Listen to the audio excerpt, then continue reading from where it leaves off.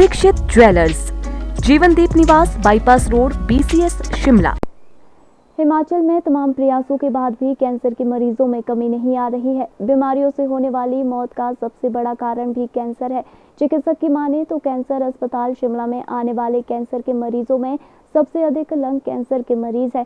Cancer अस्पताल शिमला के HOD doctor Manish Gupta ने बताया कि OPD में आने वाले लंग कैंसर के मरीजों में 99% कारण स्मोकिंग रहता है। उन्होंने बताया कि शराब के साथ स्मोकिंग करने से कैंसर तेजी से फैलता है और अगर उसका समय से उपचार ना हो तो इससे मौत का जोखिम भी बढ़ सकता है। और से किस तरह कैंसर होता है? देखिए, स्मोकिंग जो है वो बीड़ी स्मोकिंग या सिगरेट स्मोकिंग हमारे यहाँ काफ़ी प्रेवलेंट है।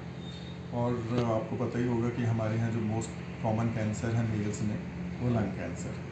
तो लंग कैंसर जो होता है वो 100% स्मोकिंग से जुड़ा हुआ है और स्मोकिंग की वजह से होता है। जो 90, मैं तो कहूँगा 99% जो हमारे कैंसर के लंग कैंसर के पेशेंट आते हैं वो सब स्मोकर होते हैं। फीमेल्स में भी जो लंग कैंसर होता है उसमें भी 10 में से 9 महिलाएं जो हैं वो स्मोकर्स होती हैं। बाकी एनवायरमेंटल पोल्यूशन ये कॉज है, पर मोस्ट कॉमन कॉज स्मोकिंग है हमारे यहाँ पर कैंसर का।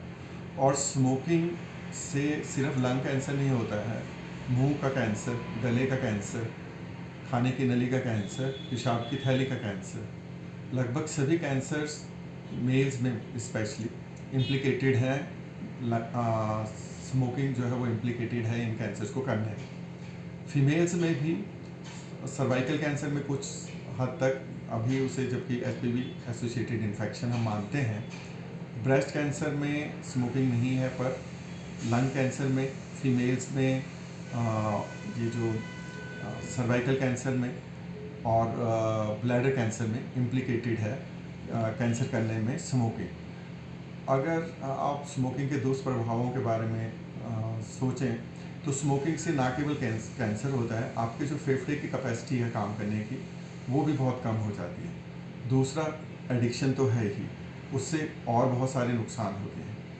स्मोकिंग, अगर सिर्फ हम स्मोकिंग को हटा पाएँ, मतलब स्मोकिंग बंद कर पाएँ, तो लगभग 1/3 जो कैंसर है, 1/3 मतलब 33% जो कैंसर है वो हम ख़त्म कर सकते हैं। और स्मोकिंग और अल्कोहल अगर हम बंद कर पाएँ तो 66% जो कैंसर है, मतलब 2/3 कैंसर जिन्हें हम smoking and alcohol associated cancers कहते हैं, वो सब हम प्रिवेंट कर सकते हैं। सर, आपके OPD की बात किया था, पर डे पर या महीने में कितने आते हैं लंग कैंसर के मरीज?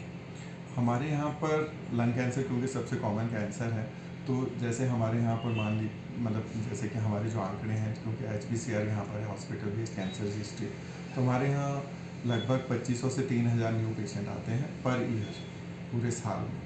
और उनमें 250 से 300 जो पेशेंट हैं, लगभग 10% मेल्स और फीमेल्स में, वो सब लंग कैंसर के पेशेंट होते हैं। सर, ये अधिकतर गाँव से भी आ रहे हैं या खाली शहरों में इस तरह के पेशेंट हैं लंग कैंसर के? स्मोकिंग एक्चुअली दोनों जगह ही प्रेवलेंट है। हमारे यहाँ पर वैसे थोड़ा सा ट्रेंड जब से स्मोकिंग ये जो हमारे कॉमन प्लेसेस होते हैं या जो नॉर्मल प्लेसेस हैं उसमें बंद हुई है, जब से स्मोकिंग पब्लिक प्लेसेस में, तब से स्मोकिंग कुछ मुझे लगता है शहरों में तो कम दिख रही है, पर गांव में अभी स्मोकिंग का जो प्रचलन है वो मेरे को लगता है उतना ही है। तो पेशेंट जो हैं वो दोनों ही जगह से आते हैं, शहर से भी और गाँव से भी। तो स्मोकिंग का ट्रेंड ऐसा हमें प्रतीत होता है, क्योंकि यहाँ पर अब जो हमारे जो पब्लिक प्लेसेस हैं वहाँ पे स्मोकिंग बंद हो गई, तो हमें लगता है कि स्मोकिंग का जो ये प्रेवलेंस है ये कुछ कम हुआ है।